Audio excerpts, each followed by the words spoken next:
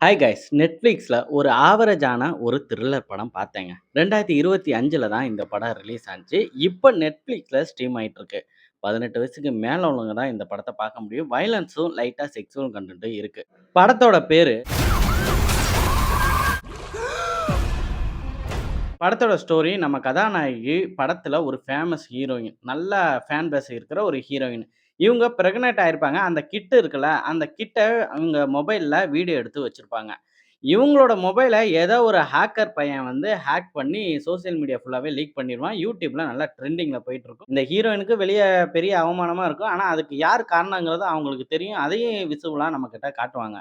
இவுங்க வீட்ல இருந்து வேற ஒரு கெஸ்ட் ஹவுஸுக்கு தெரியாம போயிருவாங்க. அந்த கெஸ்ட் ஹவுஸ்ல தான் ஒரு 2, 3 நாள் தங்கியிருப்பாங்க. ஒரு நாள் நைட்டு இந்த ஹீரோயின் இங்க இருக்காங்கன்னு நெனச்சுக்கிட்டு, திருடன்ங்க இந்த வீட்டுக்கு திருட வந்துடுறாய்ங்க 2 பேரு. அதுல ஒருத்தன் கையில துப்பாக்கி இருக்கு. இவுங்க அத பாத்துட்டு வேக வேகமா பெட்ரூம்ல இருக்கிற ஒரு சீக்ரெட் ரூம்க்குள்ளார போயிட்டு ஒளிஞ்சுக்கிறாங்க.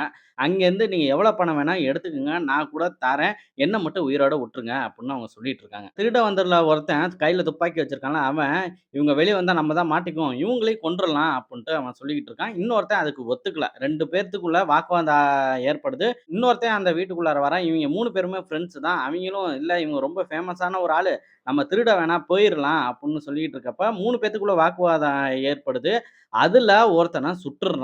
அவனும் அதே இடத்துல இறந்து போயிறான். இப்ப அந்த ஹீரோயின் உள்ளாரயே மாட்டிக்கிட்டு இருக்காங்க. வெளியில துப்பாக்கியோட ஒரு திருடன் இருக்கான். எப்படி அந்த ரூம்ல இருந்து அவங்க தப்பிக்க போறாங்க தாங்க இந்த படத்தோட ஸ்டோரி. நான் பார்க்கறதுக்கு கொஞ்சம் ஆவரேஜா தான் இருக்கும். ஆனா அடுத்தடுத்து என்ன நடக்க போகுதுன்னு உங்களால கணிக்க முடியாது. ஒரு நல்ல த்ரில்லிங்கா எடுத்திருந்தாங்க. கிளைமேக்ஸ்ல அவங்க தப்பிக்கிற அந்த சீன்லாம் பார்க்கறதுக்கு செம்ம பயங்கரமா இருந்துச்சுங்க. யாருக்குமே இந்த மாரி ஒரு நிலைமை வரக்கூடாது அப்படிங்கிற மாரி இருந்துச்சு. படத்துக்கு பண்ணப்பட்ட அந்த சினிமோட்டோகிராஃபி, டைரக்ஷன்லாம் நல்லா தான் பண்ணியிருக்காங்க. ஒரே வீட்ல வச்சு இந்த படத்த வந்து முடிச்சுட்டாங்க. கம்மி பட்ஜெட் தான். அந்த ஹீரோயின் கேரக்டர்ல நடிச்ச அந்த பொண்ணு அவ்ளோ நீட்டா, சூப்பரா அந்த கேரக்டர ஏத்து நடிச்சிருக்காங்க.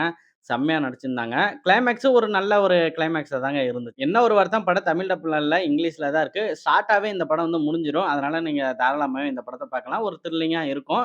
ஸோ இந்த படத்த மிஸ் பண்ணாதீங்க. Netflixல இப்ப ஸ்ட்ரீம் ஆயிட்டு இருக்கு. இதே மாரி மூவிஸ் ரிவ்யூக்கு, வெப் சீரிஸ் ரிவ்யூக்கு, மூவி அப்டேட்டுக்கு நம்ம சேனலையும் சப்ஸ்கிரைப் பண்ணி வச்சுக்கங்க.